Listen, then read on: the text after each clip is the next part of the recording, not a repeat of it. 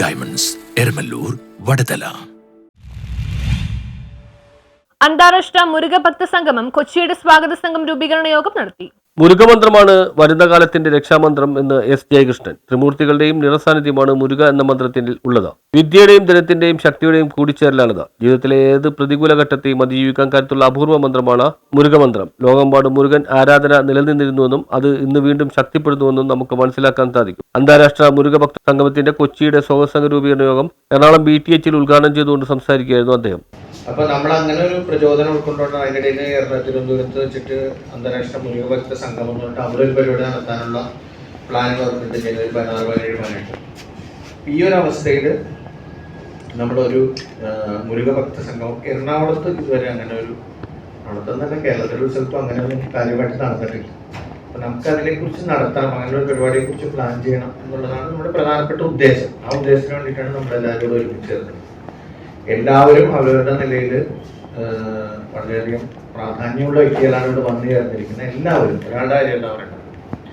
ഒന്നല്ലെങ്കിൽ ഒന്ന് അവരുടെ മേഖലകളിൽ പ്രശസ്തരായിട്ടുള്ള ആൾക്കാരാണ്, അല്ലെങ്കിൽ ആ നിലയിൽ കാര്യങ്ങൾ കൈകാര്യം ചെയ്യുന്ന ആൾക്കാരാണ്. അപ്പോൾ പക്ഷെ നല്ലൊരു യോഗ നടപടിയാകുമ്പോൾ കുറച്ച് പേരൊക്കെ അവിടെ ഇരിക്കണമല്ലോ. അപ്പം അതുകൊണ്ട് നമുക്ക് ഓരോ റെപ്രസെൻറ്റേറ്റീവ്സ് ആയിട്ട് നമുക്ക് കുറച്ച് പേർ കൂടി ഇരിക്കണം. അപ്പം അതിനുവേണ്ടി അവരെ ക്ഷണിക്കണം. അതിൻ്റെ അർത്ഥം